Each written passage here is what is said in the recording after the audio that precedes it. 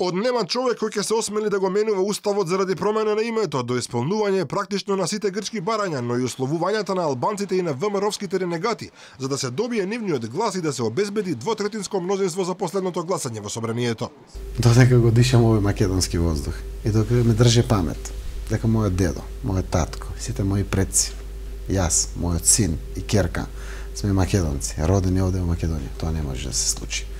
И не само тоа, верувам дека не постои роден човек во Македонија подготвен да излезе пред парламент и да бара промена на устав заради промена на уставното име. А што се однесува до уставот, гарантирам, одличен устав имаме. Европски устав. Уставот нема да дозволам никој да го смени. Во меѓувреме пред пратениците беа доставени амандманите на уставот 4 на број. Со амандманот 33 името на државата од Република Македонија се смени во Република Северна Македонија.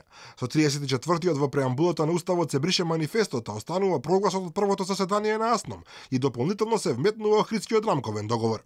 Со амандманот 35 новоименуваната република уште еднаш потврдува дека го почитува суверенитетот и територијалниот интегритет на соседните држави, а со амандманот 36 се потврдува дека републиката нема намера да се меша во внатрешните работи на соседните земји, вклучително и заради заштита на статусот и правата на македонците во тие земји. За овие радикални измени да поминат, владата на Зоран Заев можеше да обезбеди поддршка од 8 пратеници од ВМРО-ДПМН.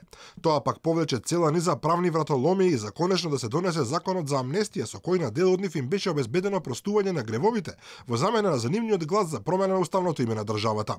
И бидејќи и тоа се оствари, помалите албански партии, БЕС и Алијансата на албанците, излегува со сопствени барања за дополнителна промена на уставот, со што тој уште повеќе се оддалечува од оние принципи на кои се темелеше суштествената идеја за создавање независна држава на македонскиот народ пред 28 години.